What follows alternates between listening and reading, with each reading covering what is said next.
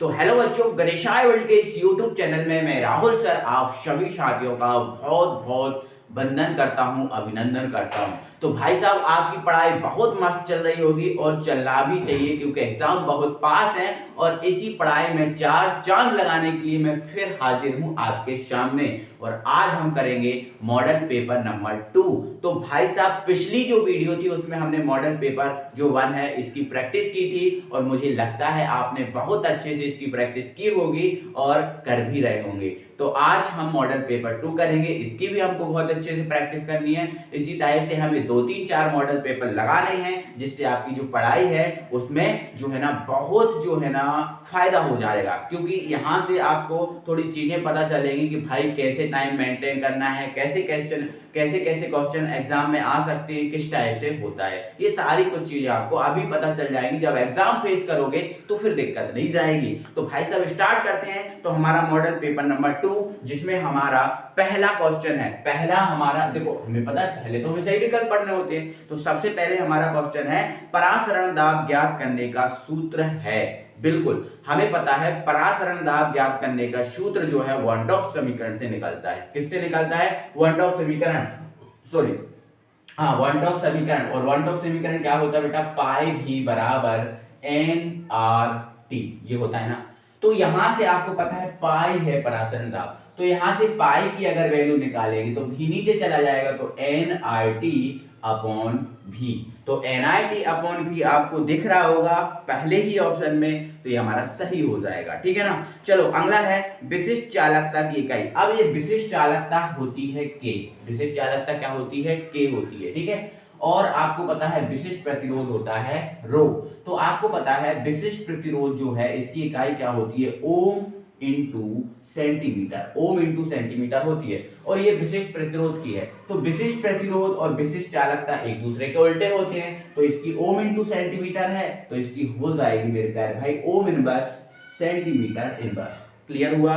चलो आगे बढ़ते हैं। अभिक्रिया दर निम्न पर निर्भर करती। जो अभिक्रिया की जो दर है वो किस पर निर्भर करती है आपको ये बताना है। ऑप्शन है हमारे पास परमाणु द्रव्यमान पे, तो बिल्कुल नहीं निर्भर करती। सक्रिय द्रव्यमान पता करना होगा। तुल्यांकी भार बिल्कुल निर्भर नहीं करती। आणविक द्रव्यमान तो बिल्कुल भी निर्भर नहीं करती। तो यहां से हमारा जो सही आंसर हो जाएगा वो हो जाएगा सक्रिय द्रव्यमान। तो है ना, किसी भी अभिक्रिया की जो दर है वो सक्रिय द्रव्यमान पर निर्भर करती है। सक्रिय द्रव्यमान, क्योंकि हमने द्रव्यानुपाती क्रिया के नियम में पढ़ा है ना कि जो अभिक्रिया की दर है वो अभिकारकों के सक्रिय द्रव्यमान के गुणनफल के समानुपाती होती है। हमने पढ़ा है ना द्रव्यानुपाती क्रिया के नियम में। तो यहां पर प्यारे भाई हो जाएगा सही आंसर सक्रिय द्रव्यमान। जी हाँ, बिल्कुल आपका करेक्ट आंसर आया होगा, आपने लगाया होगा। तो आप अपने मन में लगाते जाइएगा और इनको टिक करते जाइएगा। ठीक है, कमेंट बॉक्स में छापते जाइएगा भाई हमारे इतने सही है। और भाई जब एक पूरा पेपर कंप्लीट कर लो तो अपना स्कोर जरूर बताना कि सर हमने इतना कंप्लीट किया, ये हमें पता था, ये हमें पता था, इतना हम कर सकते थे, ये हमें बस पता नहीं था। तो हम सारे क्वेश्चन आपको कैलकुलेट कराएंगे। ठीक है। अगला है Fe2+ आयन में अयुग्मित इलेक्ट्रॉनों की संख्या। भाई साहब Fe2+ आयन में अयुग्मित इलेक्ट्रॉनों की संख्या पता करना है। तो देखो मैंने आपको बताया होगा, मैंने आपको समझाया होगा कि अपन को किसी भी आयन कि अयुग्मित इलेक्ट्रॉन निकालना है तो उससे पहले उसके मूल आयन के इलेक्ट्रॉन निकालना पड़ेगा। जैसे Fe2+ के निकालना है ना, तो उससे पहले हमें Fe का पता होना चाहिए कि Fe का इलेक्ट्रॉनिक विन्यास कैसे होगा। आओ देखो, Fe का परमाणु क्रमांक कितना है? 26। इलेक्ट्रॉनिक विन्यास करेंगे तो 1s2 2s2 2p6 3s2 3p6 4s2। मैंने बोला था कि जो अंतिम जो s है थोड़ी सी जगह देके लिखना। देखो अब हमें अंतिम रूप से चल रहे हैं ना, ठीक है, 26 इलेक्ट्रॉन भरना है तो 3p तक तो आप बिल्कुल रेगुलर चलना, कोई दिक्कत नहीं है। चाहे तो आप इसकी जगह आर्गन भी लिख सकते हो, कोई परेशान नहीं है। फिर इसके बाद थोड़ा गैप देना है ना, तो 3p6 4s2 और फिर 3d6। अब ये हमारे ऐसे लिखना, क्योंकि हमने पढ़ा ना आप बाहु का नियम। अब बाहु नियम अब बात के अनुसार हम डी को पहले भरते हैं, अंतिम एस से डी को पहले भरते हैं। तो हमने भरा, तो ये हमारा जो Fe का इलेक्ट्रॉनिक विन्यास है। बट हमसे Fe का नहीं पूछा, हमसे पूछा बेटा Fe2+ का। तो देखो Fe2+ का मतलब क्या है, इसमें 2 इलेक्ट्रॉन दान किए। 2+ का मतलब क्या होता है, इसमें 2 इलेक्ट्रॉन दान किए। जब ये अपने 2 इलेक्ट्रॉन दान करेगा तो पीछे से दान करेगा, बीच में से दान कर नहीं देगा, तो यहाँ से ये अपने 2 इलेक्ट्रॉन दान कर देगा, मतलब ये दोनों इलेक्ट्रॉन दान हो जाएंगे, तो ये वाला होगा नहीं, तो यहाँ तक होगा। तो ये इनमें तो इसमें युग्मित है, इसमें भी युग्मित, इसमें भी, इसमें तो युग्मित, सब में युग्मित है, इसमें तो अयुग्मित है नहीं। अब यही नहीं भरा पूरा तो इसमें अयुग्मित मिल सकते हैं। तो मेरे भाई 2 दान कर दिए इसने, अब 2 दान कर दिए तो इसका जो इलेक्ट्रॉनिक विन्यास है वो यहाँ तक बनेगा। पहले ये सुन लो, ये यहाँ तक तो क्या भरा गया, आर्गन, तो ये हमने लिख दिया आर्गन, ठीक है। और ये 3d6, तो Fe2+ का ये है। अब इसमें तो युग्मित ही है सब, इसमें होंगे अयुग्मित, तो इसको बना लो। तो आपको पता है ना डी में कितनी कक्षक होती है, 5, 1 2 3 4 5, 6 इलेक्ट्रॉन भरो, तो 1 2 3 4 5, ये हुंडी के नियम अनुसार भराते हैं ना, और ये 6 भर दिए। अब देख लो कितने अयुग्मित हैं, एक यहाँ, एक यहाँ, एक यहाँ, एक यहाँ, तो कितने अयुग्मित हो रहे हैं, 4। तो इसका सही आंसर क्या हो जाएगा प्यारे भाई, 4 हो जाएगा, ठीक है। तो Fe2+ आयन में अयुग्मित इलेक्ट्रॉन की संख्या कितनी है प्यारे भाई, 4 है। कितनी है, 4 है। तो सही आप पकड़ गए ना। चलो आगे बढ़ो। नेक्स्ट है KCO, एक आपके पास संकुल दिया है, मैं यहाँ लिख दे रहा हूँ, ठीक है, यहाँ पर मैं लिख दे रहा हूँ, ठीक है। K है, ये है आपके पास CO, फिर है आपके पास CO का होल 4, ठीक है।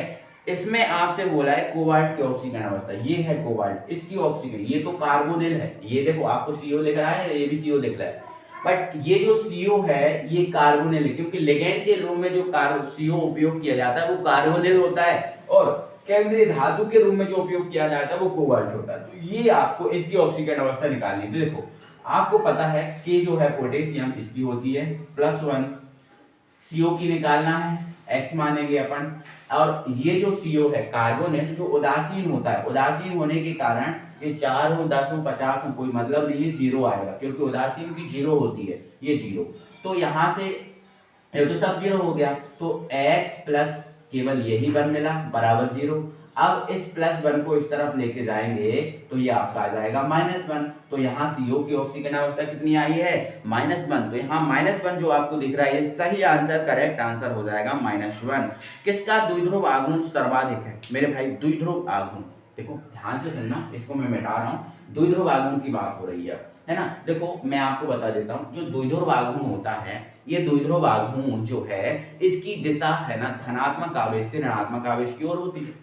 धनात्मक आवेश से कहाँ की ओर होती है, ऋणात्मक आवेश की ओर होती है। अगर हम देखें सर्वाधिक बात बोलिए कि किसका सर्वाधिक होगा, तो अगर हम देखें CHCl3 का, तो देखो ये हमारे पास CHCl3, इसको तोड़ के अच्छे से लिख लेना, ये C रहा, ये रहा H, Cl कितने हैं 3, एक Cl इधर, एक Cl इधर, एक Cl इधर, ठीक है ना।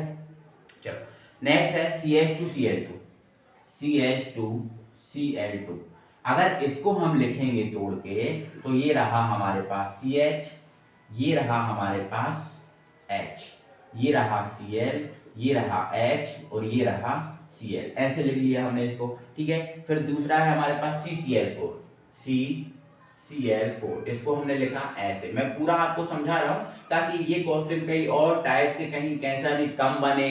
अभी देखो सर्वाधिक पूछा है, कल को आपसे ये भी पूछ सकता है किसका शून्य है, किसका कम है, ये भी पूछ सकता है, तो इसको पूरा समझ लो, ठीक है ना। चलो और अगला है हमारे पास ऑप्शन CH4, तो इसको लिख देंगे ऐसे। देखो हमने सबको क्या कर लिया, तोड़ के लिख दिया, सबको क्या कर दिया, तोड़ के लिख दिया, चारों को हमने तोड़ के लिख दिया, आप देख लो, ठीक है ना। अब हमें ये पता करना है किसका सर्वाधिक होगा, ध्यान से सुनना। द्विध्रुव आघूर्ण की दिशा होती है धनात्मक आवेश से ऋणात्मक आवेश की ओर। अगर हम इनमें देखें, इन दोनों में, ठीक है, C और Cl में देखें, तो C और Cl में C होगा धनात्मक आवेश पे, और जो Cl होगा वो ऋणात्मक आवेश पे होगा, क्योंकि हमें पता है आवर्त में जब बाएं से दाएं चलते हैं तो ऋण विद्युतता, ऋणात्मक गुण है वो बढ़ता है। तो हमें पता है C जो है वो पहले आता है और Cl जो है वो बाद में आता है, तो ये धनी होगा और ये ऋणी होगा, ठीक है ना। और इसके पहले अगर हम तीनों में बात करें, C मतलब C, H और Cl में, तो आपको पता है H सबसे पहले आता है, फिर आता है कौन, C आता है, आवर्त में चलो ना, और फिर कौन आता है, Cl आता है। तो इन सब में धनी कौन होगा, H, S से कम कौन होगा, ये, और इससे कम कौन होगा, ये, मतलब सबसे ज्यादा ऋणात्मक गुण किसका होगा, Cl का होगा। तो अगर मैं आपसे बोलूं कि इन दोनों में धनी कौन है, तो इन दोनों में धनी H है, मैं बोल रहा हूँ आप इन दोनों में कौन धनी है, तो आपका सी है। इस बात को याद रखना, ठीक है, क्योंकि आवर्त में बाएं जाने पर ऋणात्मक गुण बढ़ता है, तो इस बात को याद रखोगे। तो सबसे ज्यादा रेडी कौन है, Cl है, उससे कम कौन है, C, उससे कम कौन है, H, ठीक है। अब देखो इधर मैंने बोला द्विध्रुव आघूर्ण की दिशा जो है ना धनात्मक आवेश से कहाँ की ओर होती है, ऋणात्मक आवेश की ओर, ध्यान रखना। तो इन दोनों में जो दिशा होगी द्विध्रुव आघूर्ण की वो धनात्मक से ऋणात्मक की ओर होगी। तो इन दोनों में धनी कौन है ये और ऋणी कौन है ये, तो इसकी दिशा होगी यहाँ से यहाँ की ओर, ठीक है। इसमें इसकी दिशा होगी यहाँ से यहाँ की ओर, ठीक है, यहाँ से कहाँ की ओर होगी, यहाँ की ओर, ठीक है। चलो इन दोनों का हो गया। अब इन दोनों का करो, तो इन दोनों की दिशा भी क्या होगी, यहाँ से यहाँ की ओर, ठीक है ना। अब बताओ इन दोनों का, बताओ इन दोनों का बताएंगे। तो इन दोनों की अगर देखें C और H की, तो आपको पता है H धनी है और C ऋणी है, तो इसकी दिशा होगी H से कहाँ की ओर, C की ओर, H से कहाँ की ओर होगी, C की ओर। अब देखो ये इस तरफ जा रहा है और ये इस तरफ जा रहा है, तो इस तरफ वाले से तो हो गया कैंसिल, इस तरफ वाले से हो गया कैंसिल, क्योंकि दो दिशाएं विपरीत पड़ रही हैं, और विपरीत जो होता है, विपरीत में ये द्विध्रुव आघूर्ण शून्य होता है, विपरीत में आवेश जो होता है वो शून्य हो जाता है। तो यहाँ और यहाँ ये दोनों कट गए, आवेश क्या हो गया, शून्य। अब देखो इसकी और इसकी दिशा दोनों की समान हो रही, ये भी नीचे की ओर और ये भी नीचे की ओर, मतलब यहाँ द्विध्रुव आघूर्ण हमें मिलेगा। बट द्विध्रुव आघूर्ण हम ये नहीं बता सकते कितना मिलेगा, बस इतना याद रखो। अभी आप इधर आ जाओ, इसमें बताओ द्विध्रुव आघूर्ण क्या है। तो देखो इसमें द्विध्रुव सॉरी एसी होना चाहिए, ठीक है। तो द्विध्रुव आघूर्ण की दिशा इसमें यहाँ से यहाँ की ओर होगी और इसमें यहाँ से यहाँ की ओर होगी।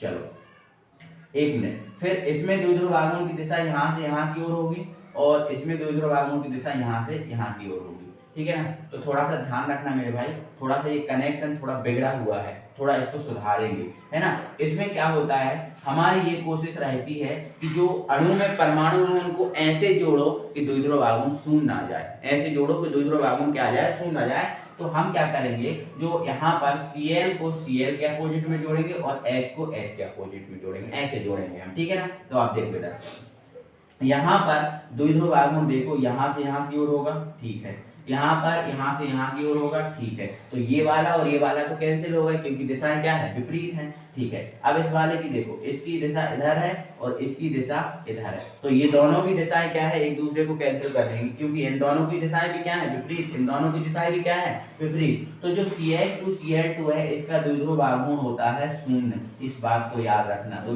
CH2Cl जो CH2Cl2 इसका द्विध्रुव आघूर्ण क्या हो रहा है, शून्य, तो इसका हो गया बेटा शून्य हो गया। अब इसमें देख लो, अब देखो इसमें हमें कुछ मिला, इसमें हमें कुछ मिला, ठीक है, इसमें हमें शून्य मिल गया। अब इसमें देखो, तो इसमें देखेंगे तो द्विध्रुव आघूर्ण यहाँ से यहाँ की ओर और इसका यहाँ से यहाँ की ओर, ये भी कट जाएगा, इसका यहाँ से यहाँ की ओर, इसका यहाँ से यहाँ की ओर, तो ये वाला इस वाले से कट जाएगा और ये वाला इस वाले से कट जाएगा, क्योंकि विपरीत दिशाएं हैं, तो इसका भी क्या होगा, शून्य होगा, ठीक है। अब इसका देखो, तो इसका यहाँ से यहाँ की ओर, इसका यहाँ से यहाँ की ओर, तो ये वाला और ये वाला भी कट गया, इसका यहाँ से यहाँ की ओर और इसका यहाँ से यहाँ की ओर, तो ये वाला और ये वाला भी कट गया, क्योंकि विपरीत दिशा वाले कट जाते हैं, तो इसका द्विध्रुव आघूर्ण भी क्या हो गया, शून्य। इसका भी शून्य हुआ, इसका भी शून्य हुआ, इसका भी शून्य हुआ, बट इसमें हमें कुछ मिला, क्योंकि ये वाला तो कट गया, बट इनकी दिशाएं देखो एक दूसरे की समान है, तो यहाँ हमें द्विध्रुव आघूर्ण मिला।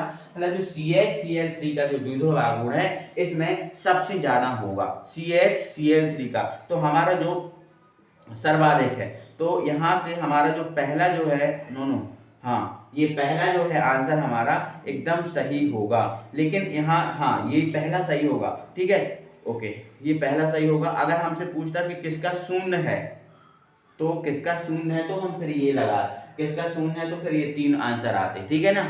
ओके, तो द्विध्रुव सर्वाधिक बोला तो ये अपना सही हो जाएगा। आई होप आप समझ आए हो, थोड़ा सा इसमें समय लगा, बट ये क्वेश्चन अब हमेशा के लिए आप सीख गए होंगे। आगे बढ़ेंगे और अगले हमारे रिक्त स्थान है, रिक्त स्थानों में हमारा अगला क्वेश्चन है, परिशुद्ध एल्कोहल में खाली स्थान एथिल एल्कोहल होता है। परिशुद्ध एल्कोहल में खाली स्थान एथिल एल्कोहल होता है। तो आपको पता है ना परिशुद्ध एल्कोहल क्या होता है, 100% शुद्ध एथिल एल्कोहल होता है। तो यहाँ पर क्या हो जाएगा, परिशुद्ध एल्कोहल 100% शुद्ध एल्कोहल होता है। परिशुद्ध एल्कोहल 100% शुद्ध एल्कोहल होता है। तो यहाँ पर 100% जो है ना वो सही कहा जाएगा, मतलब यहाँ पर जो रिक्त स्थान है इसमें 100% लिखना पड़ेगा आपको। क्या लिखना पड़ेगा, 100%, ठीक है। अगला है कार्बोक्सिलिक अम्ल नीले, देखो आपको पता है कार्बोक्सिलिक अम्ल, अब खुद बोल रहा है अम्ल है, तो आपको पता है अम्ल क्या करता है, नीले लिटमस को लाल करता है, नीले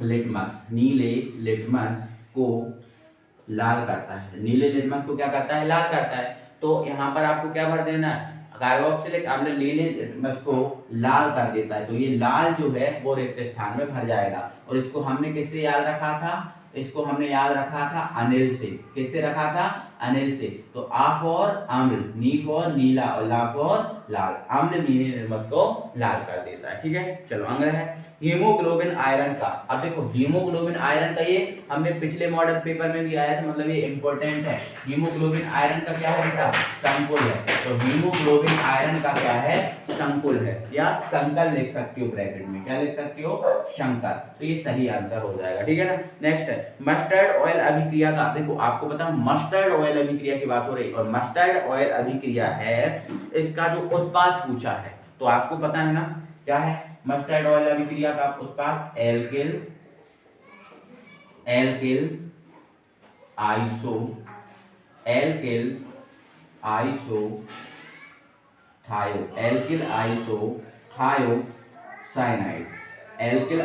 थायोसाइनाइड या साइनेट बोलते हैं, कोई साइनेट भी बोलता है। तो एल्किल आइसोथायोसाइनाइड या एल्किल आइसोथायोसाइनेट, ये सही आंसर हो जाएगा इसका। ठीक है ना। नेक्स्ट है ताप वृद्धि में गैसों की द्रव्य विलेयता। देखो आपको पता है ताप में वृद्धि कह रहा है, ये कह रहा है ताप में ज्यादा अगर वृद्धि की जाए तो गैसों की जो द्रव्य विलेयता है वो कम होगी, ज्यादा होगी, क्या होता है। ठीक है, तो आपको पता है जो हेनरी नियम हमने पढ़ा था, हेनरी नियम ने कहा था अगर दाब बढ़ाओगे तो गैस की द्रव्य विलेयता बढ़ेगी, और दाब और ताप हमें पता है एक दूसरे के अपोजिट होते हैं। तो दाब बढ़ाएंगे तो ही गैस की द्रव्य विलेयता बढ़ेगी हेनरी नियम के अनुसार, लेकिन ताप बढ़ाने पर गैस की द्रव्य विलेयता बढ़ेगी नहीं बल्कि कम होती है। तो यहाँ पर इसमें भर लेना है आपको, कम होती है। क्या होती है बेटा, कम होती है। ठीक है ना।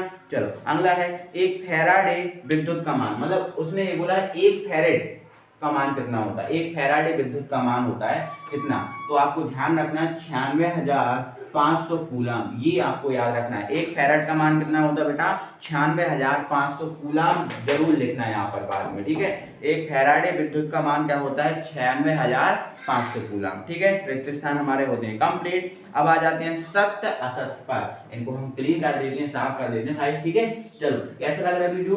देखो आपको जो भी जो क्वेश्चन मुझे लगते हैं कि भाई ये अटपटे हैं, तो मैं उनको आपको जरूर सॉल्व कराता हूँ, जरूर उसका फुल कैलकुलेशन देता हूँ, जैसे अभी आया था। ठीक है, तो ऐसे जितने भी इसमें आएंगे पेपर उनका फुल कैलकुलेशन दूंगा, आपको ये मॉडल जरूर लगाने, इंपॉर्टेंट है। ठीक है, चलो अगला है शून्य कोटि की अभिक्रिया सांद्रण पर निर्भर नहीं करती। बिल्कुल सत्य है ये। क्यों नहीं करती, आपको पता है, देखो मैं बता रहा हूँ। आपको पता है शून्य कोटि की अभिक्रिया एक ऐसी अभिक्रिया होती है जिसके वेग निर्धारण पद में एक भी अभिकारक के सांद्रण में परिवर्तन नहीं होता।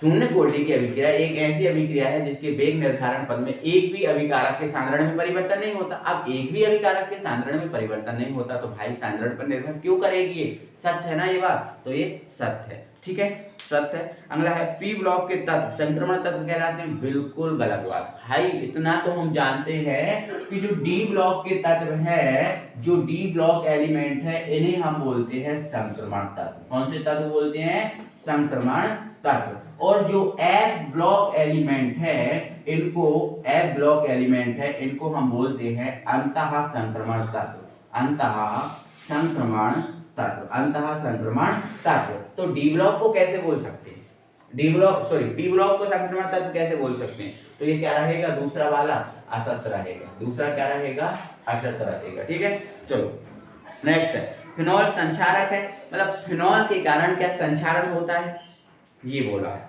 तो हाँ, जो फिनॉल है वो संक्षारक है, तो तीसरा वाला सत्य होगा, तीसरा वाला सत्य होगा। नेक्स्ट है, अब देख लो संकुल दिया है, इसमें NiCO का हॉल्टाइल में Na की ऑक्सीजन अवस्था शून्य होती है, बिल्कुल, क्योंकि CO है कार्बोनिल, उदासीन होता है, तो उदासीन होने के कारण इसकी ऑक्सीजन अवस्था तो 0 हो जाएगी, तो यहाँ पर ये शून्य ही होगी, मतलब ये सत्य है, ये सत्य है। अगला है एनिलीन की प्रकृति अम्लीय होती है। बिल्कुल नहीं, आपको पता है एनिलीन, एमीन वाला कोई सा भी यौगिक हो वो क्षारीय प्रकृति का होता है। एमीन वाला कोई सा भी यौगिक हो वो क्षारीय प्रकृति का होता है, अम्लीय कैसे हो जाएगा, तो अपना ये भाई साहब असत्य होता है, ठीक है ना। तो ये अपना 1 2 3 4 पांचवा क्या है, असत्य है, पांचवा हो गया अपना असत्य। अब आ जाते हैं अपन छठवे पर, और छठवा है स्टार्च के जल अपघटन से ग्लूकोज बनता है। बिल्कुल आपको पता है स्टार्च एक कार्बोहाइड्रेट है, स्टार्च एक कार्बोहाइड्रेट है, और जो पॉली जो है ना कार्बोहाइड्रेट पॉलीसैकेराइड है, स्टार्च जो है कार्बोहाइड्रेट है और पॉलीसैकेराइड में आता है। तो हमें पता है पॉलीसैकेराइड ऐसा होता है जो 10 से अधिक मोनोसैकेराइड के अणु उत्पन्न करते हैं, और मोनोसैकेराइड में ग्लूकोज आता है। तो स्टार्च का जल अपघटन होता है तो ग्लूकोज देता है, तो बिल्कुल सत्य है, ग्लूकोज देता है, तो इसका आंसर हो जाएगा सत्य। क्या हो जाएगा बेटा, सत्य हो जाएगा। सेलुलोज होता तो वो भी ग्लूकोज देता है, तो वो भी सत्य हो जाता, ठीक है। चलो आगे बढ़ेंगे, और अगला है हमारी सही जोड़ियां। सही जोड़ियों में आप देखो यहाँ पर दिया है, देख लेना, मैच कर लेना, मैच करा रहा हूं मैं। नारंगी धूम्र, यहाँ बोला है नारंगी धूम्र क्या है, तो जो नारंगी धूम्र होता है, क्या होता है नारंगी धूम्र, ये होता है क्रोमिल क्लोराइड। जो नारंगी धूम्र है वो है क्रोमिल क्लोराइड, और क्रोमिल क्लोराइड CrO2Cl2 होता है, ये CrO2Cl2 है, क्रोमिल क्लोराइड है, जो एक नारंगी धूम्र है, ठीक है, नारंगी धूम्र है। और आपको बताओ, चलो एक मैं आपसे क्वेश्चन पूछता हूं, इस क्रोमिल क्लोराइड का उपयोग कौन सी अभिक्रिया में किया जाता है, लगाओ दिमाग, बताओ कौन सी अभिक्रिया में इस क्रोमिल क्लोराइड का उपयोग किया जाता है प्यारे भाई, बोलो। याद आई, नहीं आई ना, इटार्ड अभिक्रिया आपने पढ़ी ना, इटार्ड अभिक्रिया, इटार्ड अभिक्रिया में इस क्रोमिल क्लोराइड का उपयोग किया जाता है ना। ध्यान रखो यार चीजों को, है ना, ऐसे कैसे काम चलेगा, ठीक है। नेक्स्ट है, अब है कुचालक। तो आपको पता है कुचालक वो होता है जो विद्युत प्रवाहित नहीं करता, तो आप देख लो विद्युत प्रवाहित नहीं करता वो कुचालक होता है। अब नेक्स्ट है शराब, स्प्रिट या ऑफ वाइन। तो शराब हो, स्प्रिट हो या ऑफ वाइन हो, ये एथिल अल्कोहल से बनते हैं। किससे बनते हैं, एथिल अल्कोहल से, तो ethyl alcohol is the correct answer हो जाएगा, ठीक है। नेक्स्ट है EDTA। अब EDTA क्या है, लिगेंड है, षडतंतुल लिगेंड है ना, ध्यान रखना, EDTA है एक षडतंतुल लिगेंड है, ये मोस्ट इंपोर्टेंट क्वेश्चन है। EDTA क्या है बेटा, एक षडतंतुल लिगेंड है। कौन सा तंतु, षडतंतुल लिगेंड है। इसका फुल फॉर्म क्या होता है, ethylene diamine tetra acetato, ethylene diamine tetra acetato. और इस पर ध्यान रखना 4 माइनस होती हैं, कितने माइनस होते हैं, 4 माइनस होते हैं, ठीक है। चलो आगे देखेंगे, प्राथमिक एमीन बोला है, प्राथमिक एमीन तो पता ही है, आपको लगा ही लोगे, R सिंगल बॉन्ड NH2 जो है वो प्राथमिक एमीन है, ठीक है। सही जोड़ियां भी खत्म। अब आ जाते हैं एक शब्द में आंसर पे। अब एक शब्द में आंसर देखो, पहला है हमारा मेथिल आइसोसाइनाइड बनाने की क्रिया का नाम बताओ, मतलब मेथिल आइसोसाइनाइड कौन बनाता है। तो आपको पता है मेथिल आइसोसाइनाइड हो या फेनिल आइसोसाइनाइड हो, मेथिल आइसोसाइनाइड हो या फेनिल आइसोसाइनाइड हो, ये कौन बनाता है, कार्बिलएमीन अभिक्रिया। कौन बनाता है, कार्बिलएमीन अभिक्रिया। तो यहां से ये आंसर क्या हो जाएगा, कार्बिल एमीन अभिक्रिया, कार्बिल एमीन अभिक्रिया। तो बेटा ये मॉडल पेपर लगाने से आपको ये पता चलता है कि आखिर में क्वेश्चन आते किस किस टाइप के, कैसे कैसे आज क्वेश्चन आते हैं। देखो सिलेबस तो आप कई बार पढ़ चुके, तो उसमें आपको लिखा होता है कि ये लिखा है ना, इसके बाद ये होता है, इसके बाद ये होता है। लेकिन मॉडल पेपर पढ़ने से क्या होता है, आपको जो माइंड का जो कैलकुलेशन है और ज्यादा डेवलप होता है ना, आपकी जो थिंकिंग पावर है मॉडल पेपर करने से वो बढ़ती है। इसलिए मॉडल पेपर जरूर लगाया करो, ठीक है, मॉडल पेपर जरूर लगाया करो। देखो मैं तो आपको पूरा लगवा ही रहा हूँ यार, तो आपको देखो क्वेश्चन दे रहा हूँ पढ़ने को, उसको पढ़ो और फिर मैं उसका आंसर तो बता ही रहा हूँ। तो इससे क्या होती है, जो थिंकिंग पावर होती है वो डेवलप होती है, इसलिए मॉडल पेपर लगाना चाहिए अपन को, ठीक है ना। चलो आगे बढ़ो। ग्लूकोज किस प्रकार का कार्बोहाइड्रेट है, आपको पता है ग्लूकोज है ना मोनोसैकेराइड है। ग्लूकोज क्या है, मोनोसैकेराइड। तो यहाँ पर monosaccharide the correct answer, monosaccharide, monosaccharide correct answer अपना हो जाएगा, ठीक है ना बेटा। चलो अगला है गैमेक्सिन। अब गैमेक्सिन क्या होता है, BH। अब तीसरा है गैमेक्सिन। तो गैमेक्सिन किसको बोलते हैं, BHC को। B benzene hexa chloride. तो बेंजीन हेक्सा क्लोराइड को हम क्या बोलते हैं, गैमेक्सिन बोलते हैं। इसका सूत्र पूछा है तो C6H6 और Cl6, C6H6 और ये Cl6, ये सही आंसर हो जाएगा, ठीक है ना। चलो आगे बोलेंगे, आगे देखेंगे फार्मिक अम्ल के निर्जलीकरण से कौन सी गैस बनती है? चलो देख लेते हैं, फार्मिक अम्ल का निर्जलीकरण करा लेते हैं। देखो ये हमारे पास HCOOH, ये फार्मिक अम्ल है। निर्जलीकरण कराना है, निर्जलीकरण का मतलब होता है जल को बाहर निकालना। देखो निर्जलीकरण जब भी कराओगे तो गर्म करना पड़ता है। निर्जलीकरण का मतलब क्या है? जल को बाहर फेंकना, जल को बाहर निकालना। तो ये फार्मिक अम्ल है, इसका निर्जलीकरण कराएंगे तो देखो आप H कितने हैं अपने पास? 2, एक O ले लो, तो ये OH को इस H के साथ आप क्या करो? बाहर कर दो। OH H के साथ बाहर, ये हो गया H2 बाहर हो गया। क्या बचा? क्या बचा? हमारे पास CO बचा। ये CO जो है वो है carbon monoxide, carbon monoxide, carbon monoxide, carbon monoxide. ठीक है, तो जब फार्मिक अम्ल का निर्जलीकरण होता है बेटा तो क्या बनती है? कार्बन मोनोऑक्साइड बनती है। मैं देखो इसलिए समय लग रहा है कि मैं फुल आपको कैलकुलेशन दे रहा हूँ, आपको समझा रहा हूँ, मैं आपको रटा नहीं रहा हूँ कि भाई रटो और जाओ, नहीं, रटने का काम तो है ही नहीं, मैं यहाँ समझा रहा हूँ। ठीक है ना, तो इसलिए थोड़ा समय भी लग रहा है, तो आप थोड़ी सी स्पीड बढ़ा कर भी इस वीडियो को आप देख सकते हैं। ठीक है, चलो नेक्स्ट है फार्मिक अम्ल हो गया। नेक्स्ट लेंथेनाइड और एक्टिनाइड में किसमें संकुचन अधिक होगा? अब ये अच्छा क्वेश्चन, बेहतरीन क्वेश्चन आया। देखो हमें पता है लेंथेनाइड में भी संकुचन होता है, एक्टिनाइड में भी संकुचन होता है, लेकिन जो एक्टिनाइड है उसमें ज्यादा होगा, क्योंकि लेंथेनाइड कहाँ आता है? ऊपर। लेंथेनाइड श्रेणी कहाँ है? ऊपर। 2 श्रेणियां है ना, तो लेंथेनाइड ऊपर है और जो एक्टिनाइड है वो नीचे है। तो इन दोनों श्रेणियों में अगर बोल रहे हैं कि संकुचन किसमें ज्यादा होगा, तो जो एक्टिनाइड है इसमें संकुचन ज्यादा होता है। ठीक है ना, चलो तो एक्टिनाइड में संकुचन ज्यादा होगा, इसका सही आंसर हो जाएगा। बोलो कैसा लगा वीडियो? ठीक है, तो हमारे ये ऑब्जेक्टिव जो क्वेश्चन थे वो होते हैं खत्म, ऑब्जेक्टिव खत्म। अब हम बढ़ेंगे आगे, और ऑब्जेक्टिव खत्म तो क्वेश्चन आंसर आएंगे। जब ऑब्जेक्टिव खत्म होंगे तो क्वेश्चन आंसर आएंगे। तो नेक्स्ट है और क्वेश्चन नंबर हमारा फर्स्ट है, आओ जरा देख लो। पहले बोर्ड को करते हैं क्लीन, बोर्ड को करते हैं क्या? क्लीन। ठीक है, समझते जाना, इसका आंसर मैं यहाँ चिपकाते जाऊंगा, आप ध्यान से उसको नोट भी करते जाना। अब देखो अटपटे क्वेश्चन मैं आपको बिल्कुल सॉल्व कराऊंगा। जो अटपटे क्वेश्चन है, जो खराब क्वेश्चन है, मुझे लगता है आपने नहीं पढ़े, और मैं जो मान लूं कि आपने नहीं पढ़ा है तो मुझे ऐसा लगता है वो आपने नहीं भी पढ़ा होगा। ठीक है, तो देख लो, तो पहला ही क्वेश्चन है जो आपने थोड़ा सा अटपटा सा, वो पढ़ा तो है लेकिन उसका आंसर नहीं पता ठीक तरीके से। देखो क्या है? परासरण क्रिया पर ताप का क्या प्रभाव पड़ता है?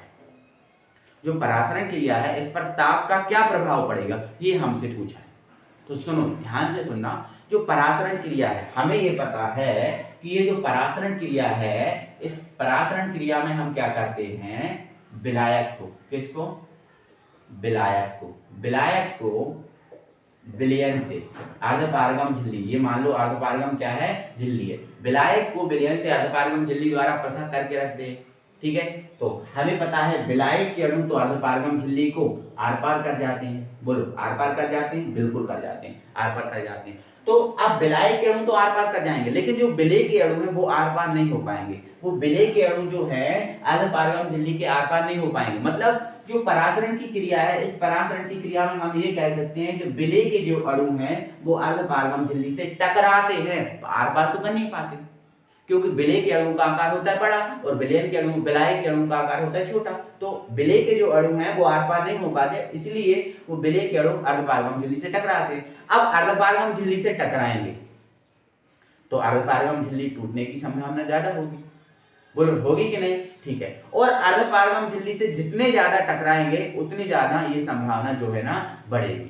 ठीक है ना, तो इसका आंसर ये हो जाता है मेरे भाई, परासरण क्रिया में विलेय के कण अर्धपारगम झिल्ली से टकराते हैं, और टकराने की गति ये जितनी ज्यादा होगी परासरण की क्रिया उतनी ही तीव्र हो जाएगी। परासरण की क्रिया उतनी ही क्या हो जाएगी? तीव्र, क्योंकि जितने ज्यादा ये इधर आएंगे उतने ज्यादा विलेय के साथ विलायक के अणु भी तो आएंगे, और जब विलेय के साथ विलायक के अणु आएंगे तो जितने ज्यादा टकराएंगे तो विलायक के अणु उतनी ज्यादा यहाँ आएंगे और उतनी ज्यादा निकल कर जाएंगे, है ना। तो जब भी परासरण की क्रिया में विलेय के कण अर्धपारगम झिल्ली से टकराते हैं, और ये जो क्रिया अगर तीव्र होगी, टकराने की दर जो अगर तीव्र होगी तो परासरण की क्रिया भी क्या होगी? तीव्र होगी। और हमें पता है ताप बढ़ाने पर परासन जो अणुओं की गति है वो बढ़ जाती है, और जब अणुओं की गति बढ़ जाती है तो विलय के कणों की गति भी क्या होगी, बढ़ेगी, और विलय के कण आएंगे तो विलायक के भी आएंगे, और विलायक के आएंगे तो अर्धपारगम झिल्ली को पार करेंगे, इसलिए परासन क्रिया बढ़ जाएगी। तो ये इसका आंसर चिपका हुआ है, आप इसको नोट कर लेना, समझ में आपको आ गया होगा। ठीक है, नेक्स्ट है, अगला है एक न्यूमेरिकल, बहुत बेहतरीन न्यूमेरिकल है। 6.5 ग्राम एस्पिरिन है। अब एस्पिरिन का यहाँ सूत्र भी दिया है आपको। ठीक है, एस्पिरिन को 450 ग्राम एसिटामाइड जो CH3CN है इसमें घोला जाए तो एस्पिरिन का एसिटाल्डिहाइड में भार प्रतिशत ज्ञात कीजिए। तो हमें एस्पिरिन जो है उसका जो है ना भार प्रतिशत कुछ नहीं होता, भार प्रतिशत मतलब द्रव्यमान प्रतिशत।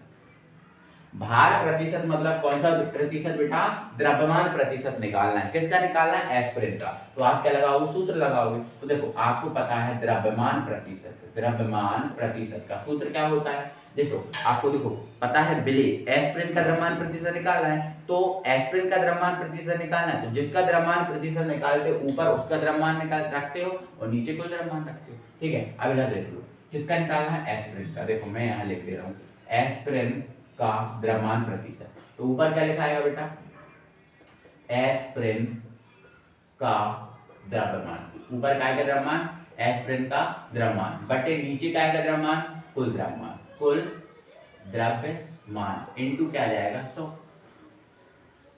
या फिर देखो आपने इसमें बोला है भार प्रतिशत निकालो, तो आप एस्पिरिन का द्रव्यमान प्रतिशत ही भार प्रतिशत होता है, तो एस्पिरिन का आप द्रव्यमान प्रतिशत ना लिखकर भार प्रतिशत लिख सकते हो। तो यहाँ लिख सकते हो एस्पिरिन का भार, है ना, यहाँ पर कुल भार। देखो मैंने ऑप्शनल कर दिया, दोनों आप लिख सकते हो। ठीक है, अब ऊपर ये सब लिख लेना है, दिया है एस्पिरिन का भार, है ना, और जो आपका एक विलायक दिया है एसीटोनाइट्राइल इसका भार, ये सब लिख लेना दिया है, और ये फॉर्मूला लगाना, इसमें वैल्यू पुट करना। तो एस्पिरिन का भार आप देखो इस क्वेश्चन में कितना दिया है 6.5, तो ये लिख दिया हमने 6.5। अब कुल द्रव्यमान लिखो, तो देखो कुल क्या है, कुल आपका क्या है 450 जो है वो आपका किसका है, विलायक का है, और 6.5 क्या है वो विलय का है, इनटू आपको लगाना है 100। ठीक है, तो इसको आपको सॉल्व करना है, तो ये 6.5, ठीक है 6.5 और ये कितना हो जाएगा 456.5, तो एक अंक से एक अंक तो कैंसिल हो गया, इनटू क्या आ गया 100, तो ये अपना हो गया 65 और ये हो गया 4,5,6,5 इनटू 100। इसको सॉल्व करना जो आएगा वही आंसर होगा, तो इसको आप कैलकुलेट तो कर ही लेना। देखो फॉर्मेट मैंने जमा दिया कि इसको कैसे करना है, क्या करना है, भार प्रतिशत द्रव्यमान प्रतिशत है, और द्रव्यमान प्रतिशत का तो फॉर्मूला यही होता है ना, जिसका आप द्रव्यमान निकाल रहे हो, जिसका आप द्रव्यमान प्रतिशत निकाल रहे हो उसका द्रव्यमान ऊपर रखते हो और नीचे कुल द्रव्यमान इनटू 100 लगाते हो, तो ऐसे करके आपको बनता ही होगा। देखो मैंने इन न्यूमेरिकल की प्रैक्टिस कराई है, और मैं आपको बहुत जल्द ही एक न्यूमेरिकल की 1 शॉर्ट वीडियो लेके आने वाला हूं जिसमें सारे न्यूमेरिकल आपको कराऊंगा कंप्लीटली। ठीक है, हो गया। नेक्स्ट है नैनस समीकरण पर टिप्पणी लिखिए। बिल्कुल आपको नैनस समीकरण आता ही है ना, किसी भी धातु के इलेक्ट्रोड पर ताप और सांद्रता का प्रभाव समझाने के लिए जो समीकरण दिया गया था वो आपको आता है। ठीक है, चलो मुझे पता ही आता होगा फैराडे के विद्युत अपघटन का प्रथम नियम और सूत्र, तो प्रथम नियम लिखना है और उसका सूत्र, जो भी सूत्र उसका निकला था प्रथम नियम में वो लिखना है। ठीक है, चलो किसी रासायनिक अभिक्रिया की दर सांद्रता पर कैसे निर्भर करती, अब ये हमें पता है किसी रासायनिक अभिक्रिया की दर जो है सांद्रता पर कैसे निर्भर करती है, ये क्वेश्चन आपको बताने वाला है, तो बिल्कुल मैं बताऊंगा। देखो आपको पता है, आपने द्रव्य अनुपाती क्रिया का नियम पढ़ा है, आपने द्रव्य अनुपाती क्रिया का नियम पढ़ा है, और द्रव्य अनुपाती क्रिया के नियम में साफ साफ बोला गया है कि द्रव्य अनुपाती क्रिया के नियम के अनुसार अभिक्रिया की जो दर होती है अभिकारकों की सांद्रता के समानुपाती होती है, बोलो होती है।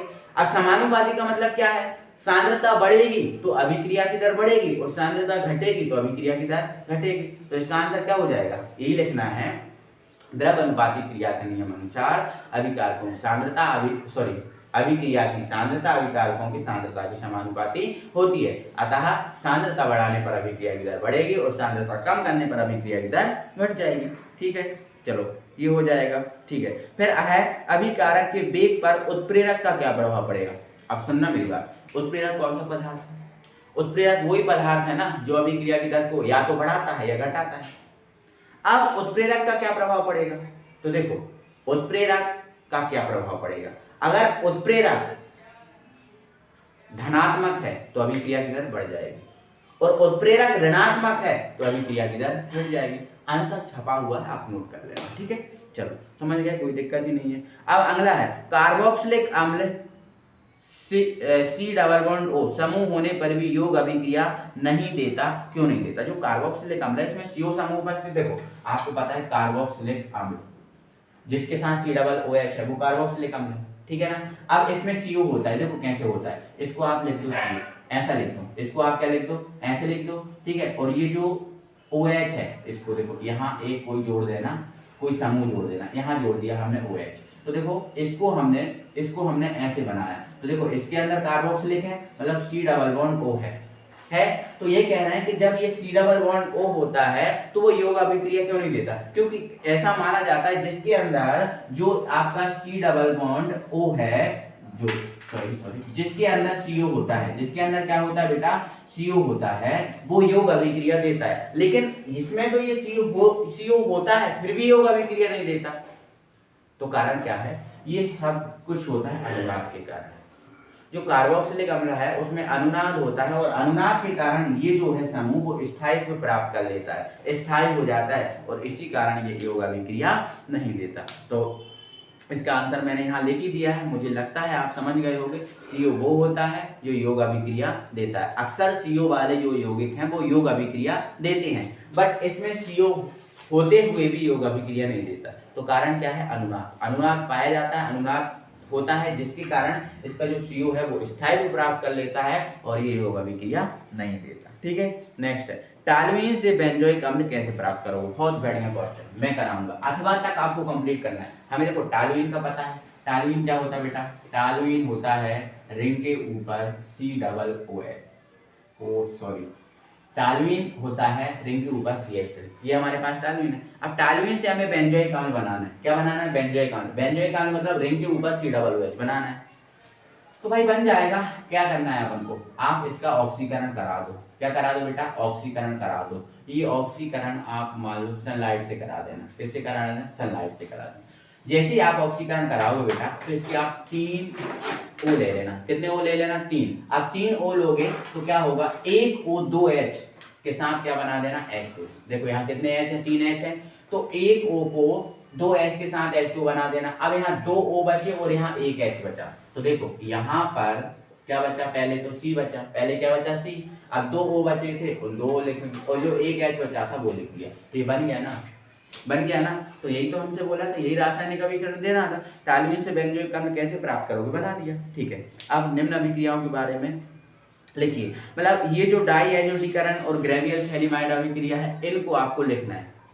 तो बिल्कुल मैंने आपको सभी को समझाई है, नोट्स में आपकी लिखी है, कोई परेशानी नहीं है, कोई दिक्कत नहीं है, आप कर लेना, ठीक है। चलो अथवा वाला देखो, जो अभिक्रिया मुझे लगता है मैंने ये कराई है, मैंने ये समझाई है, आप जाइए तो वीडियो देखिए तो आपको ये सारी चीजें मिल जाएंगी। तो ये चीजें मिल जाएंगी तो फिर मैं इनको नहीं समझा रहा हूँ, जो चीजें मुझे पता है कि मैंने आपको पढ़ा के रखी हैं। आप जाइए 2024 है इसकी प्रिपरेशन के लिए अलग से एक प्लेलिस्ट बनाई है मैंने। अभी पूरी ऑर्गेनिक केमिस्ट्री जो है ना एमइन तक कंप्लीट करा चुका हूँ, जय बड़ू है उसको बस कंप्लीट कराना है, उसको आप देखिए तो सही, आपको सब मिल जाएंगे। और मैं ये बता दे रहा हूँ, ये जो डाईएजोटीकरण और ग्रेवियल थैलिमाइड अभिक्रिया है एमीन वाले चैप्टर में है, तो आप एमीन वाले चैप्टर की जो है ना वीडियो खोलिए, आपको सारा कुछ मिल जाएगा, सारा कुछ इंपॉर्टेंट पढ़ा के रखा है यार मैंने, ठीक है।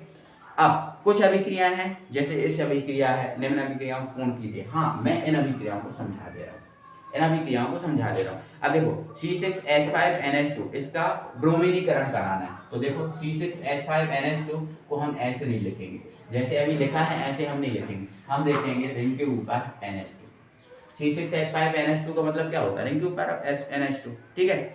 इसका ब्रोमीन से रिएक्शन कराना है, मतलब ब्रोमीनीकरण कराना है इसका, ठीक है ना। तो आपको पता है ना ब्रोमीनीकरण, एमीन का जो ब्रोमीनीकरण होता है वो फिनोल जैसा होता है, मतलब इसमें 2,4,6 बनता है। तो आपका 2 का 4 का और 6 का H ओपन कर लो, ये मैंने H ओपन कर दिया, ठीक है। तो आप इसके 3 अणु लेना, 3 अणु तो Br कितने हो जाएंगे, 3 दूनी 6, तो 3 Br तीनों H के साथ क्या बना लेंगे, 3HBr, बना लिया। और 3 Br हैं वो यहाँ जुड़ जाएंगे। तो यहाँ ये आपकी रही रिंग, रिंग के ऊपर क्या है NH2। देखो 3 Br तीनों एक के साथ चलेगा और 3 Br जुड़ जाएंगे, एक यहाँ और एक यहाँ। तो ये और ये है ना, तो 2,4,6 ट्राइब्रोमो एमीन ये बन जाएगा। तो ये क्लियर हो चुका है, ठीक है। ऐसे करके आपको बना लेना। अब नेक्स्ट है, नेक्स्ट रिएक्शन भी मैं कराऊंगा, टेंशन मत लो। ये आपका क्या है C6H5 और यहाँ है N2, यहाँ है Cl, यहाँ है H3PO2 और यहाँ है H2O। इस रिएक्शन को आपसे बोला पूर्ण करो, बहुत सिंपल है, करो आप पूर्ण। इस O को आप दे देना इसको, जैसे ही आप इसको दोगे तो ये बना लेगा H3PO3 फास्फोरिक अम्ल, ठीक है, ये बनाया।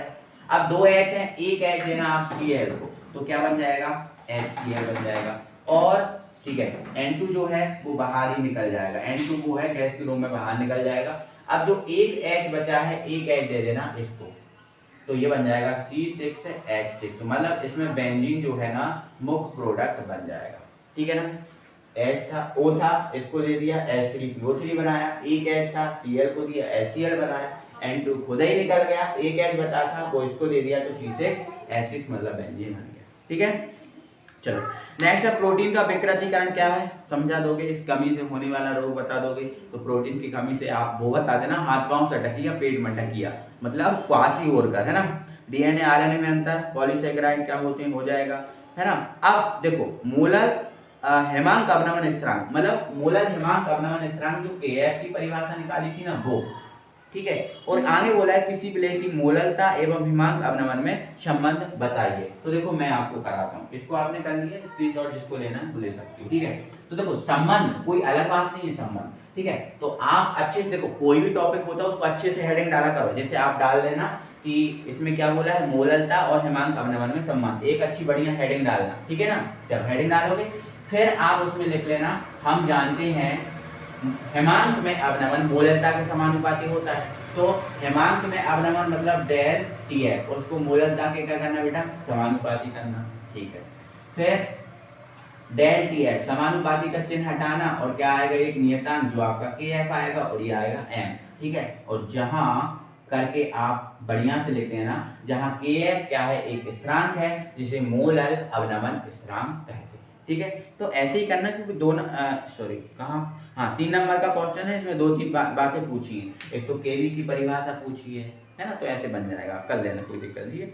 आदर्श अनादर्श विलयन में अंतर, आर्हीनियस समीकरण इसकी उपयोगिता हो जाएगा, ठीक है। फिर दर स्थिरांक, हाँ अभिक्रिया की दर और दर स्थिरांक में कोई 3 अंतर लिखिए, हाँ ठीक है, ये हो जाएगा। अब एक अगला क्वेश्चन है 15वां, ये थोड़ा हार्ड क्वेश्चन है, तो मैं ये सोच रहा हूँ इस क्वेश्चन की जो वीडियो है, मतलब ये ऑक्सीकरण आप चाहिए कि गुण पूछते हैं, इस क्वेश्चन की जो वीडियो मैं अलग से लेके आ रहा हूँ और अलग से इसको प्रॉपरली पूरा समझाऊंगा।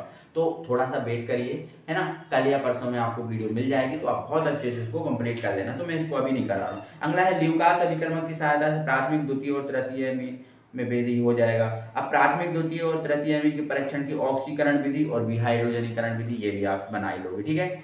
अब विशिष्ट चालकता, तुल्यांकी चालकता और आणविक चालकता को समझाना, पहले समझाना है, फिर मात्रक लिखना है और फिर तनुकरण पर इसका क्या प्रभाव पड़ेगा, ठीक है। तो पहले देखो, जैसे आप देखो मैं पूरा समझा रहा हूँ, देखो पहले जैसे आप मान के चलो विशिष्ट चालकता लिख रहे हो, क्या लिख रहे हो, विशिष्ट चालकता। तो अच्छी से बढ़िया से विशिष्ट चालकता जो है ना आप हेडिंग डालोगे, विशिष्ट चालकता की परिभाषा लिखोगे, बढ़िया, ठीक है ना। अब परिभाषा लिख लिया, अब इसका मात्रक, बढ़िया से हेडिंग डालना मात्रक, तो इसका मात्रक लिखना, ठीक है। फिर आपको तनुकरण का प्रभाव देखना है, तो बढ़िया से हेडिंग डालना तनुकरण, तनुकरण का प्रभाव, तनुकरण का प्रभाव, ऐसी हेडिंग डालना और उसमें लिखना कि भाई साहब तनुता बढ़ाने पर जो विशिष्ट चालकता है वो घटती है। देखो एक ही चालकता है जो तनुता बढ़ाने पर घटती है, वो है विशिष्ट चालकता। और जैसे तुल्यांकी चालकता है और इसमें मोलर चालकता, आणविक चालकता है, ये तनुता बढ़ाने पर बढ़ेगी, ध्यान रखना। जो विशिष्ट चालकता है वो ही घटेगी, बाकी तुल्यांकी चालकता और आणविक चालकता तनुता बढ़ाने पर बढ़ेगी, ठीक है। नेक्स्ट है गैल्वेनिक सेल, वही आपका विद्युत रासायनिक सेल है, आपको पता ना, विद्युत रासायनिक सेल ही गैल्वेनिक सेल है, वोल्टी सेल है, डैनियल सेल, सब कुछ वही है, तो वही आपको लिखना, ठीक है। फिर हाँ, उपसहसंयोजी यौगिक के उपयोग लिखिए, बिल्कुल ये क्वेश्चन बेहतरीन है, उपसहसंयोजी यौगिक के उपयोग। तो देखो उपसहसंयोजी यौगिक मतलब समकुल यौगिक। उपसय संयोजी यौगिक क्या है? एक समकुल यौगिक है, इसके उपयोग लिखना है। तो देखो उपसय संयोजी यौगिक का अगर मैं पहला उपयोग बताऊं, कौन सा उपयोग बताऊं? पहला उपयोग, तो पहला उपयोग तो है इसका विद्युत लेपन में। कहाँ पर? विद्युत लेपन में, ठीक है। दूसरा उपयोग होता है इसकी, अगर जल की कठोरता है तो जल की कठोरता को दूर करने में भी उपसय संयोजी यौगिक का उपयोग किया जाता है। दो हो गए। अब तीसरा हमें लिखना है धातु के शुद्ध, कोई भी अगर धातु उसका शुद्धिकरण करना है तो उसमें भी इसका उपयोग है, ठीक है। फिर फोटोग्राफी में भी इसका उपयोग है, फोटोग्राफी में भी बिल्कुल इसका उपयोग है। तो ऐसे 4 उपयोग करना है, मैंने इसको डीपली यहाँ चिपका दिया है, आप थोड़ा सा इसको पढ़ लेना, ठीक है ना। तो भाई बताओ, ठीक है ना। चलो आगे बढ़ेंगे।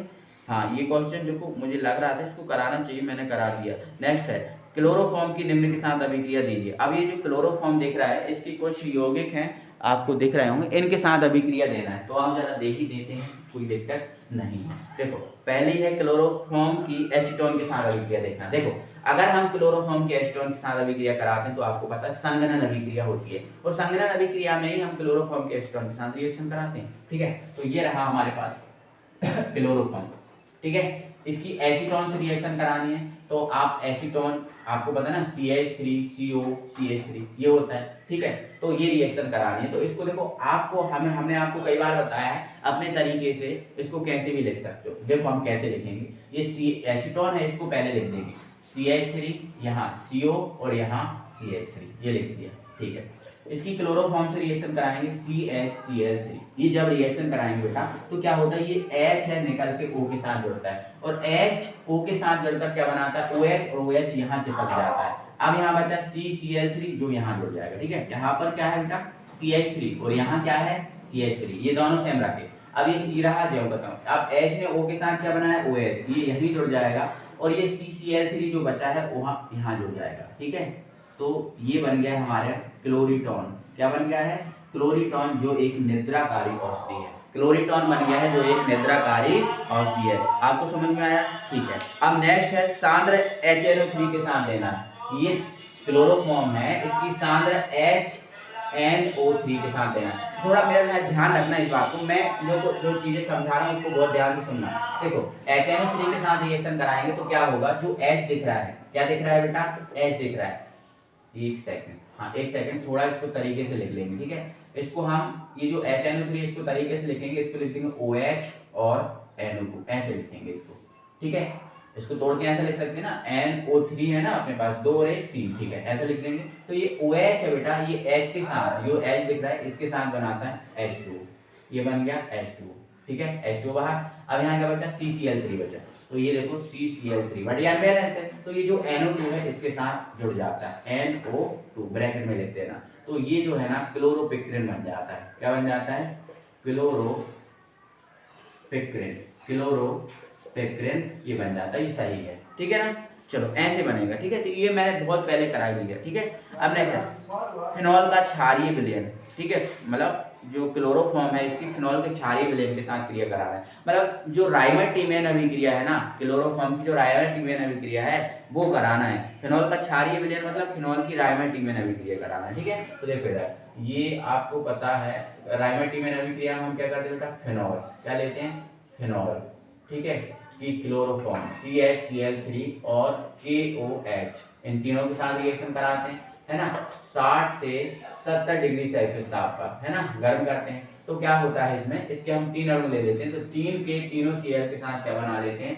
3KCl बना लेते हैं। अब 2H, अब देखो 3 के 3 Cl चले गए। अब इसमें O हमारे पास कितने हैं बेटा? देखना O हमारे पास कितने हैं? 3 है, कितने? 3 है, और यहाँ से हम एक H ओपन करते हैं, क्यों? क्योंकि यहाँ पर जो राइमर-टीमेन अभिक्रिया है उसमें ऑर्थो वाला यौगिक बनता है, ठीक है। तो यहाँ से एक H ओपन कर लेंगे, 3H ये और एक H ये, 4H। ये जो 4H है यहाँ O कितने हैं? 3, तो 4H इन दो के साथ बनाते हैं 2H2O, 2H2O, ये बन गया। अब हमारे पास क्या बता? रिंग के ऊपर OH होता है, तो ये रिंग है और इसके ऊपर क्या है? OH। ये रिंग थोड़ी मेरे भाई बड़ी बनाना, अभी मैं गलती से छोटी बना रहा हूँ, ठीक है, बड़ी बनाना, ठीक है। तो ये OH है। अब यहाँ क्या बचा? Cl तो गया और ये भी गया, K भी गया। अब यहाँ CH बचा और यहाँ एक O बचा है, तो ये रिंग यहाँ पर क्या जाता है? CH ये बन जाता है, और तो सेमी चल गया है, ठीक है। तीनों हो गई हैं। फिर अभिक्रिया है फ्रीडल क्राफ्ट अभिक्रिया, हेलोफॉर्म अभिक्रिया, ये आपसे बन जाएगी, कोई प्रॉब्लम नहीं है। फिर है अगला निम्न यौगिक कैसे प्राप्त करोगे, मतलब एथेनॉल से मेथेनॉल। ये जो एथेनॉल है, एथेनॉल से मेथेनॉल मैंने बताया था आपको कैसे बनाना। चलो फिर से देख लो, आप कन्वर्जन करना है तो देखो पहला कन्वर्जन है हमारा मेथेनॉल से एथेनॉल। आप ये पहले देखो, मेथेनॉल से एथेनॉल बनाना है, कोई दिक्कत नहीं, आप बना लो, लेकिन पहले आपको क्या पता होना चाहिए, पहले आपको ये पता होना चाहिए मेथेनॉल क्या होता है, एथेनॉल क्या होता है। अगर ये नहीं पता तो कैसे आप कन्वर्जन कर लोगे। देखो मेथेनॉल आप पता है CH3 सिंगल बॉन्ड OH होता है, एथेनॉल क्या होता है CH3 single bond CH2 single bond OH, ये एथेनॉल होता है। तो इसको इसमें बदलना है। देखो अब जब आप इसको इसमें बदलोगे तो OH तो है आपके पास, कोई दिक्कत नहीं, CH3 तो है आपके पास, कोई दिक्कत नहीं, लेकिन आपको क्या करना है यहाँ पर CH2 और बनाना। 1 मिनट मेरे भाई, थोड़ा सीधा सीधा दिख रहा होगा। अगर इसको इससे ले जाना है तो एक कार्बन की और आवश्यकता पड़ेगी। तो आओ जरा इसको तरीके से करते हैं। तो मेरे भाई सबसे पहले आपको क्या करना है, जो CH3 सिंगल बॉन्ड OH है, इसकी आपको PCl5 से रिएक्शन कराना है। तो हमें पता है जब ये PCl5 से रिएक्शन होती है तो इसको ऐसे लिखना पड़ता है, ठीक है। इसमें क्या होगा बेटा, एक HCl के साथ क्या बना लेगा, HCl,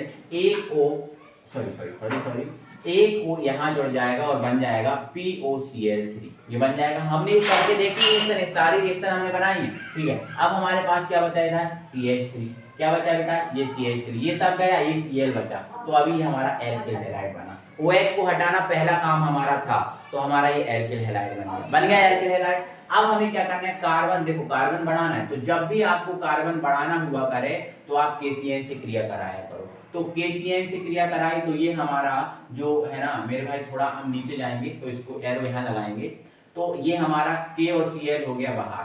अब हमारे पास क्या बचा, CH3 सिंगल बॉन्ड CN, ये आ गया। अब इसको हम यहाँ बढ़ा देंगे, इसको हम यहाँ बढ़ा देंगे, यही रूल्स होता है। अगर यहाँ जगह नहीं होती तो एरो नीचे लगाओ, फिर यूं बढ़ा दो, ठीक है। तो हम बेटा इसका हम क्या कराएंगे, अपचयन कराएंगे। क्या कराएंगे आप, अपचयन कराएंगे। तो हम अपचयन कराएंगे तो इसमें हम 4H ले लेंगे। क्या ले लेंगे भाई, 4H। और ये जो अपचयन हम कराएंगे सोडियम और एथेनॉल द्वारा, मतलब C2H5 C2, हाँ एथेनॉल ही द्वारा करा देते हैं, ठीक है, या फिर किसी के द्वारा भी करा सकते हो, कोई और भी आप ले सकते हो, कोई दिक्कत नहीं है। एथेनॉल द्वारा हम क्या करा देंगे, अपचयन। तो इसमें कितने H है बेटा, आपके पास 4 है। 4H में से 2 आप किसको दे दो, C को, और 2 आप किसको दे दो, N को। तो जब हम ऐसा करेंगे तो हमारे पास ये बन जाएगा CH3 CH2 और ये बन जाएगा NH2। अभी हमारा ये नहीं हुआ बन के तैयार, अभी हमने ये बनाया। और आपके पास कोई और दूसरा तरीका है तो आप उससे मेथड से बना सकते हो, बट ये क्वेश्चन दोस्तों अलग तरीके से आया है, थोड़ा नंबरिंग भी है ना, तो उस हिसाब से हमें तैयार करना पड़ेंगे। नंबर भी हमें देखने होते हैं और नंबर के हिसाब से हमें रिएक्शन देनी पड़ती है। तो अभी ये नहीं बना, ये हमारा बन गया। अब बेटा इसका आप क्या करा दो, नाइट्रीकरण करा दो, मतलब HNO2 से रिएक्शन करा दो। तो आपको पता है, अब हम इसको लिखेंगे तो OH और NO लिखेंगे, OH और NO लिखेंगे, और OH और NO लिखेंगे। अब देखो जब यहाँ नहीं बढ़ रही तो यहाँ बढ़ा दो, ठीक है।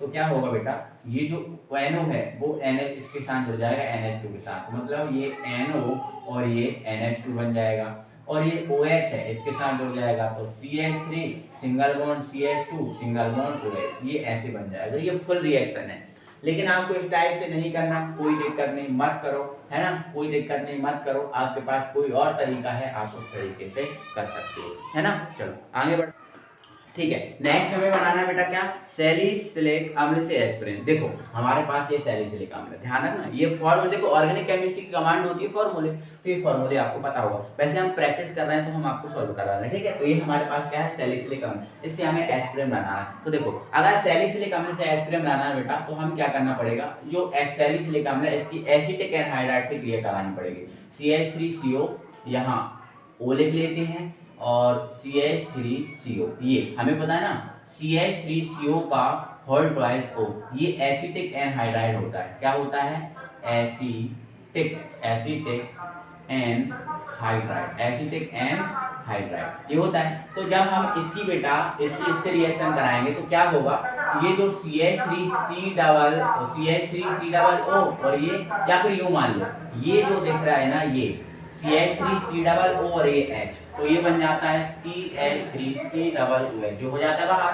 अब हमारे पास एक सेकंड मिस्टेक होगा भाई, थोड़ा सा मिस्टेक हुआ है, ये वाला H नहीं पकड़ता, ये वाला H नहीं लेता है। यहाँ से क्या होता है, ये CH3 डबल ओ है, यूं मान लो, देखो ऐसे मान, ऊपर से बाहर करेंगे, ये होता है ऐसे बाहर CH3 डबल ओ और ये H, तो CH3 डबल ओ H हो गया बाहर। अब हमारे पास देखो रिंग के ऊपर क्या बचा है, तो देखो रिंग के ऊपर बचा है O, क्या बचा है यहाँ O, और यहाँ क्या बचा है CH3CO, तो ये इसको ऐसे लिख देंगे CO CH3 और यहाँ पर जो है C डबल OH होता ही है, ये एस्पिरिन है। ये क्या है बेटा, एस्पिरिन है। तो ऐसे बनता है, तो मतलब क्या करना पड़ेगा, सैलिसिलिक अम्ल की एसिटिक एनहाइड्राइड से रिएक्शन करानी पड़ेगी तभी बनेगा, ठीक है। ओके बेटा, नेक्स्ट है हमारा एसिटिक अम्ल से मेथिलेमिन। जो एसिटिक अम्ल है हमारे पास एसिटिक अम्ल है, उससे हमें मेथिलेमिन बनाना है। तो हमें पता है ना एसिटिक अम्ल से मेथिलेमिन कैसे बनता है, सिमेट अभिक्रिया आपने पढ़ी है, सिमेट अभिक्रिया मैंने आपको पढ़ाई है, सिमेट अभिक्रिया मैंने आपको पढ़ाई है, उसको पढ़ो। देखो एसिटिक अम्ल CH3 डबल OH होता है, इसकी हम सिमेट अभिक्रिया में हाइड्रोजोइक अम्ल N3S से क्रिया कराते हैं, हाइड्रोजोइक अम्ल, ये रिएक्शन कराते हैं और इसमें हम इसको क्या करते हैं, सांद्र H2SO4 की उपस्थिति में 50 से 55 डिग्री सेल्सियस ताप पे गर्म करते हैं। ये सब कुछ लिखना पड़ेगा आपको, ध्यान रखना। अगर आपको 90 प्लस 95 प्लस मार्क्स चाहिए तो ये सब लिखना पड़ेगा। तो ये सिमेट अभिक्रिया है, मैं आपको बता रहा हूँ, हिंट दे रहा हूँ, ये सिमेट अभिक्रिया है। तो इसमें क्या होता है मेरे भाई, देखना यहाँ पर क्या होगा, देखो यहाँ पर ये जो है CO2, जब इसको गर्म करेंगे तो यहाँ से बाहर हो जाएगा CO2। यहाँ कितने N है, 3 N में से 2 N बाहर हो जाते हैं N2 बना के, चलो CO2 बाहर हो गया, N2 बाहर हो गया। अब हमारे पास एक N बचा, कितना N बचा, एक N, और H कितने हैं, एक H ये है और एक H ये है, तो ये हमारे पास क्या है CH3, एक N ये, 2 H, तो CH3NH2, ये हमारा मेथिलेमिन बन गया। ये मेथिल और ये एमीन, तो यही तो बनाना था, ये हमारा बन गया, ठीक है। नेक्स्ट है हमारा मेथिनल से एथिनल, नहीं है ये CH3CH2 सिंगल बॉन्ड OH। तो सबसे पहले बेटा आप क्या करा देना, इसका K2Cl2O7 द्वारा क्या करा देना, ऑक्सीकरण करा देना, ऊपर नीचे कहीं भी देखो। जैसे ही हम ऑक्सीकरण कराएंगे तो यहाँ से H2 फटाक से बाहर हो जाएगा, H2 बन जाएगा बाहर। बचा क्या बेटा, CH3, क्या बचा CH3, ये क्या है CH, तो ये CH और ये O, जो आपका क्या है एसिटाल्डिहाइड, क्या है ये एसिटाल्डिहाइड, ठीक है। फिर से आप क्या कराना, इसका अपचयन करा देना। फिर से आप जब अपचयन कराओगे, यहाँ देखेगा कोई दिक्कत नहीं, तो आपको देखो ये जो O है यहाँ पर फिट हो जाएगा, H आ जाएगा पीछे, मतलब CH3C डबल OH बन जाएगा। तो अभी एसिटिक अम्ल बना है, हमारा जो मेथिनॉल है वो नहीं बना, अभी मेथिनॉल नहीं बना, अभी हमारे पास एसिटिक अम्ल बना है, ठीक है। तो इसकी हम जो एसिटिक अम्ल बना है, इसकी हम किससे क्रिया कराएंगे, अमोनिया से। किससे बेटा, अमोनिया से। जैसे ही हम अमोनिया से क्रिया कराएंगे तो अमोनिया इससे जुड़ जाएगा, तो मतलब ये CH3 single bond C double O NH4 बन जाएगा, जो अमोनियम एसिटेट बन जाएगा। क्या है ये, अमोनियम एसिटेट। तो अभी फाइनल अभी भी नहीं बना है, अमोनियम एसिटेट बना है अभी, तो क्या बना है, अमोनियम एसिटेट बना है। तो इस अमोनियम एसिटेट में अगर आगे हम इसको सॉल्व करें, अगर हम इसको आगे सॉल्व करें तो बेटा देखो इसमें हाफमैन ब्रोमाइड, एक मिनट मेरे भाई, ठीक है कोई दिक्कत नहीं। आगे इसमें क्या होगा बेटा, 2H, कितने H दिख रहे हैं आपको, 4H दिख रहा है, 4H में से 2H एक O के साथ क्या बना लेंगे, H2O बना लेंगे। अब हमारे पास क्या बचा, CH3CO और NH2, CH3CO और NH2 बचा, क्योंकि 2H एक O के साथ H2 बना चुके हैं। अब इसमें बेटा आप हाफमैन ब्रोमाइड अभिक्रिया लगा देना। कौन सी अभिक्रिया लगा देना, हाफमैन ब्रोमाइड। तो हाफमैन ब्रोमाइड अभिक्रिया में हम ब्रोमीन और KOH जल के साथ रिएक्शन कराते हैं। तो जैसे ही KOH जल के साथ रिएक्शन कराओगे तो आपको प्राप्त होगा मेथिलेमिन। कौन सा एमीन प्राप्त होगा, मेथिलेमिन। और इस मेथिलेमिन की अब हो गया खत्म, मेथिलेमिन का आप नाइट्रीकरण करा देना। क्या करा देना बेटा, नाइट्रीकरण करा देना। तो जैसे ही आप नाइट्रीकरण कराओगे, देखो अब ये वाली कंडीशन आ गई ना, वो पहले वाली अभी हम कर रहे थे ना, वही वाली कंडीशन आ गई। ठीक है। तो उसमें हाँ ठीक है, उसमें आप क्या कराना है, इसका OH और NO, मतलब HNO2 से क्रिया करा देना नाइट्रस अम्ल से। तो ये जो OH है, ये जो OH है इसके साथ जुड़ जाएगा और बन जाएगा CH3OH। CH3 ये जो OH है, OH है इसके साथ जुड़ जाएगा और जो NH2 इसके साथ NO जुड़ जाएगा। मतलब ये जो है NO और NH2 है ये बाहर निकल जाएगा। तो ये पूरी प्रोसेस है करने की, आपको ध्यान रखना, एक दो बार इनकी प्रैक्टिस करनी पड़ेगी। तो लास्ट क्वेश्चन है, एसीटोन बनाने की प्रयोगशाला विधि का सचित्र वर्णन कीजिए। जी हाँ, एसीटोन हमें बनाना है और एसीटोन बनाने की जो प्रयोगशाला विधि है इसका सचित्र वर्णन करना है। बिल्कुल मुझे लगता है इस क्वेश्चन को भी आप बहुत अच्छे से कर लोगे क्योंकि मैंने आपको कराया है। तो यहां से हमारा प्रैक्टिस मॉडल पेपर नंबर जो 2 होता है कंप्लीट। आई होप आपको बहुत बेहतरीन लगा होगा। जहां आपके डाउट होंगे वो बिल्कुल मुझे कमेंट बॉक्स में कमेंट करोगे और बताओगे, और आपने कितना स्कोर किया, आपको कितना आया, कितना आपसे खुद से बना, वो स्कोर जरूर हमें कमेंट बॉक्स में कमेंट लिखकर बताएं कि सर हमारा लगभग इतना आ रहा है। क्योंकि आपको अगर पता होंगे तो क्वेश्चन को देखकर ही आप बना लेंगे। अगर आपने किसी की हेल्प नहीं ली, अपने नोट्स की हेल्प नहीं ली, तुरंत मेरे साथ मुझसे पहले या फिर आप कर रहे हो तो भाई आप बिल्कुल बता सकते हो। ठीक है, तो बिल्कुल जरूर बताएं कैसा लगा आपको वीडियो, जरूर बताएं और अपने फ्रेंड सर्कल में ज्यादा से ज्यादा वीडियो शेयर करें। ठीक है, मिलते हैं अगली वीडियो में। Thank you very much.